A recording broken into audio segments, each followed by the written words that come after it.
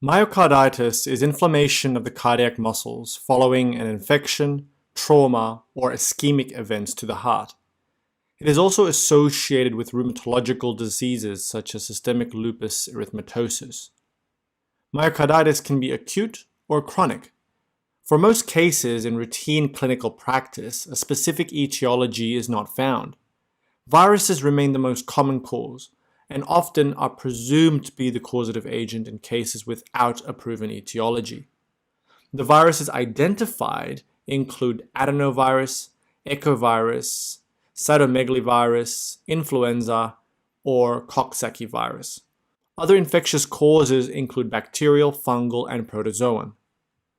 The heart is a muscular pump which pushes blood to the rest of the body.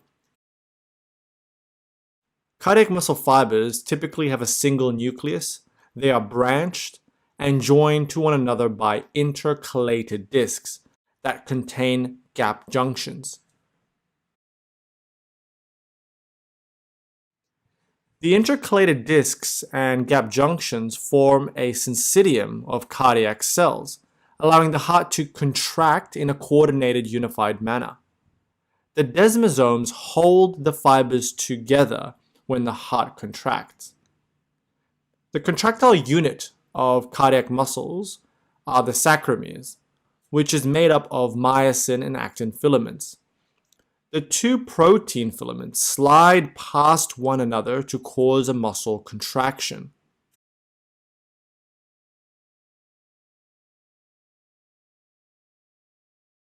Troponin is attached to tropomyosin and is involved in muscle contraction.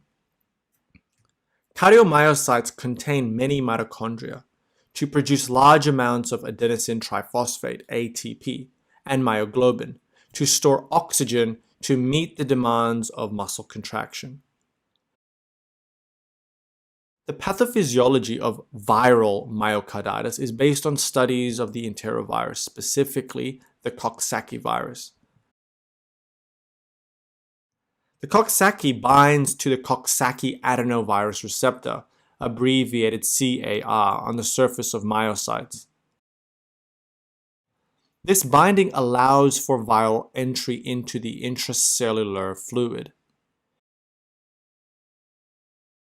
The endosome releases the virus and its genetic material, which then integrates into the host's DNA.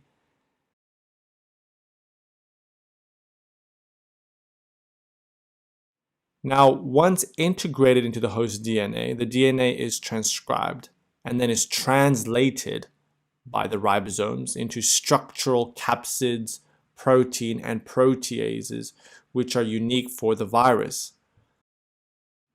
The structural materials, components of the virus, allows for formation of the new viruses, which then gets released again outside, and then the cycle can continue. The virus can infect other cardiac muscle cells.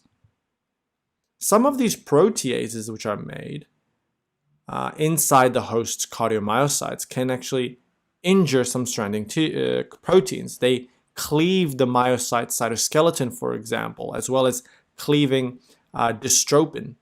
Now, dystrophin is an important component of the dystrophin glycoprotein complex that actually links the cytoskeleton of the cell to the extracellular matrix outside. So basically acts as an anchor for the cardiomyocytes to the outside world.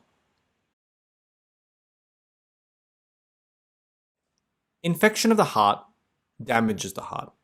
A damaged heart will release its cellular components to the outside world, the extracellular space, and this will trigger the activation of the host's antiviral immune response, which is characterized by the infiltration of natural killer cells, macrophages, and then this will be followed by virus-specific T lymphocytes, T cells. The immune activation contributes to the progression of myocarditis. The immune activation contributes to the progression of myocarditis, and this can lead to something called dilated cardiomyopathy, which is where the ventricles become dilated, reducing thus impairing heart contractility and so impairing cardiac output. Inflammation of the cardiac muscle cells by any cause will result in chest pain and leakage of troponin into the bloodstream from the damaged sarcomeres. The inflammation of the heart impairs heart contractility and filling, leading to reduced cardiac output, and so leading to varying degrees of heart failure. Some people may need support with inotropes to increase heart contractility or mechanical circulatory support to assist the heart in contraction.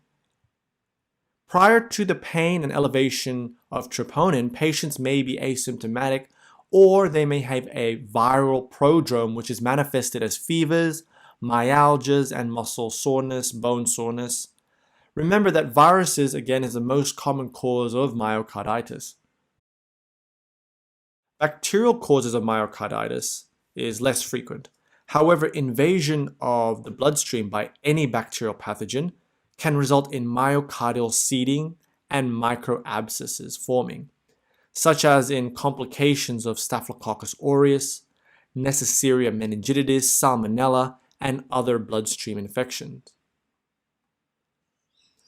Now you have some other special types of myocarditis. There's something called giant cell myocarditis, which is a rare, acute, and frequently fatal form of myocarditis that typically occurs in young persons who do not respond to standard heart failure medical management on presentation.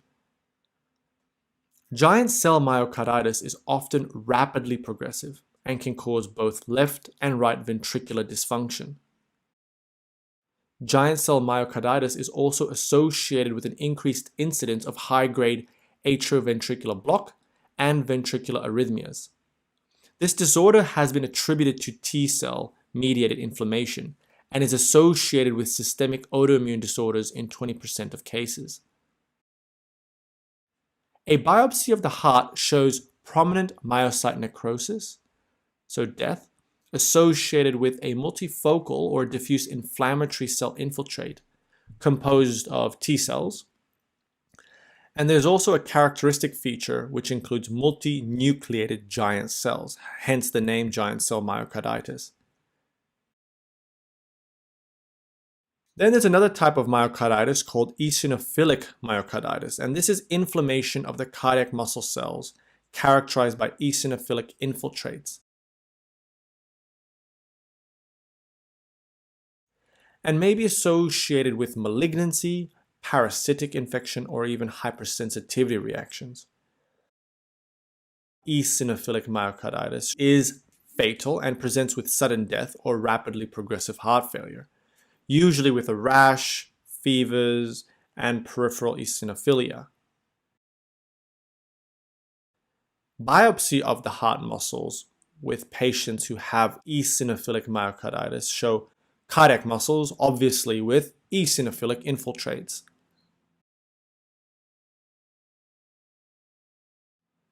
Investigations for myocarditis or suspected myocarditis include your standard blood tests, troponin, and viral bacterial serological studies. An echocardiogram is useful to assess degree of heart failure as well as to assess for other potential complications or causes of heart failure, such as ischemia causing heart failure, amyloidosis as well. An electrocardiogram may reveal conduction abnormalities. As mentioned, in giant cell myocarditis, it can cause atrioventricular blocks. Definitive diagnosis of myocarditis may require cardiac magnetic resonance imaging, MRI, or endomyocardial biopsy. An endomyocardial biopsy treatment of myocarditis is supportive treatment. Anti-inflammatory agents are not of benefit in the treatment of acute myocarditis.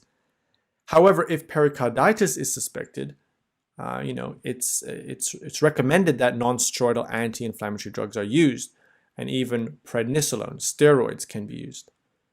Standard therapy for myocarditis is heart failure management, essentially, which includes ACE inhibitors or angiotensin receptor blockers, plus beta blockers and spironolactone. For patients who do not respond to these basic medical therapy, sometimes we need inotropes to help with cardiac output, or even mechanical circulatory support, which are your ventricular assist devices. And obviously, last line is cardiac transplants for those who definitely need it.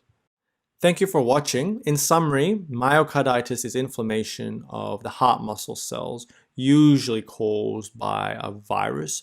However, in most cases, an etiology is not found. The management of myocarditis is essentially heart failure therapy medications. Thank you for watching.